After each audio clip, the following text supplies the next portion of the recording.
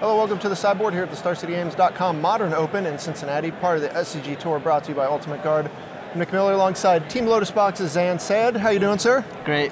Good to have you here. Team Lotus Box representing today. You got you and Collins tearing it up so far? Yep, just me and Collins this weekend. And now, we're talking about Infect, which is a deck that people know exists in Modern for a while. Yep. Gitaxian Probe got axed, and then the deck pretty much disappeared. Yep.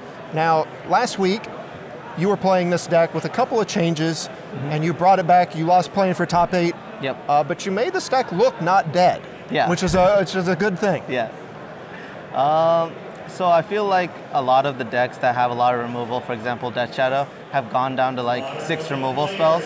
So this has allowed Infect to make a reappearance. The other thing is Eldrazi-Tron is a pain. So this deck has a great matchup against Eldrazi-Tron. So that's the reason why I decided to play it last weekend. I had so much fun, I had to do it again. All right, so we're bringing it back. You know, without Gitaxian Probe, we had to find cards to slot into the deck. You've got all the usual suspects here. We still got Glistener Elf, Blighted Agent, then you've got all the pump spells you could think of. Yep. But then we have this card, Jace Vryn's Prodigy, which I think adds a lot of utility to this deck. And while it's not a new card, it's definitely new to this archetype. No, definitely. So basically my theory behind Jace Vryn's Prodigy was I wanted to keep a more variety of hands. There were a lot of hands where I would have Noble Hierarch and a bunch of pump spells, but no Infectors.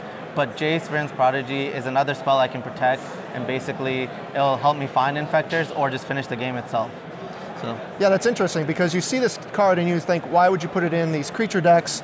People are going to have all the removal and whatever, but you have all these protection spells already. Yep. Most of the decks that play Jace can't protect it. Exactly. So here you get to keep it alive and then get some value out of your cards on the back end after you've cycled them. Yeah, something awesome about Jace is that it's a 0/2. So if you mutagenic growth it in response to a bolt, it lives. Whereas the rest of your decks, you mutagenic growth it, they don't live through bolts. Nice to get some utility there. And then you have the rest of the cards. So what else has filled the gap here between Gitaxian Probe and the cards that you've added to the deck to make up for that? Well, the deck usually used to play like 1 Dismember. I just went up to 2 Dismembers. Just basically making the deck more consistent. Went up to 3 Blossoming Defenses instead of the usual 2. And then we have the Jace Vryn's Prodigy to bridge the gap for the Gitaxian Probes. Right. But that's about it. I messed around with this deck a couple weeks ago in an IQ because Scapeshift was taking over the format at that point. And if you remember back before, Infect would just clean up those types of decks. And there's a lot of big mana decks running around right now. You mentioned Eldrazi-Tron, but also Scapeshift and just the regular Tron decks in general. You have a lot of matchups that are still basically presenting no interaction to what you're doing. Yeah, exactly, and I want to play against those decks. Unfortunately, I've just played against Death Shadow, which has been tough, but hopefully I get the other end of the bracket now. What about the other big players in the format? Storm, I got to feel you're pretty favored there? Yeah, I'm definitely favored against Storm. Basically, they end up using their, what is it? Not Gut Shot. Grape Shot? Grape Shot, yeah. They use their Grape Shot against you, which is just absolutely wonderful. And you're just a turn faster than Storm.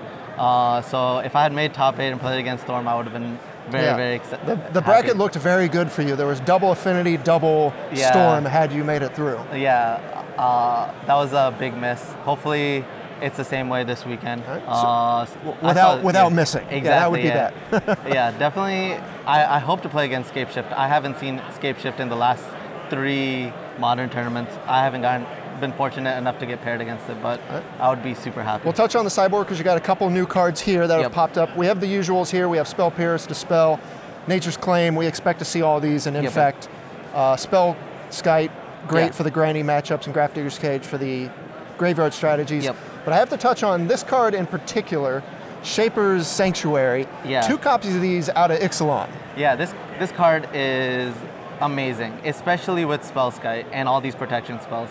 You get to draw the card as it's targeted. So you can find Blossoming Defenses or Spell Pierces to save your guys, and it's even crazier with Spellskite because you can redirect the spell and draw an additional card, which is just absolutely that's awesome. insane. Yeah. I did not think of that. But being able to draw 2 cards. Yeah. I want to try that now. That sounds fantastic. And I imagine these are coming in alongside Spellskite in most matchups. Yeah, in most matchups, especially like Jeskai, where they have like burn spells, which don't necessarily kill Spellskite off the bat.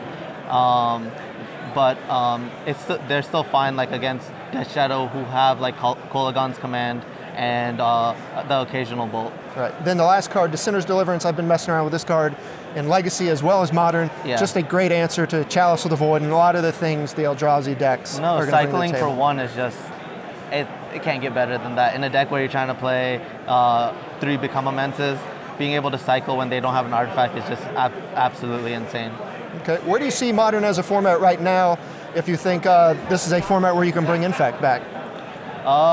Definitely analyze your local meta if you're going to be playing it in a local tournament. But I feel like in a big tournament like this, a lot of people resort to these big mana decks, and I think it's a great choice for the next Open or regionals. All right, well, I think the deck's great. I'm obviously a little biased here, but you're off to a pretty good start. You had a great weekend last weekend, so we wish you the best of luck. Zan, thanks for joining me here in the sideboard. Appreciate it. Stay tuned to StarCityGames.com all week long for the action here in Cincinnati.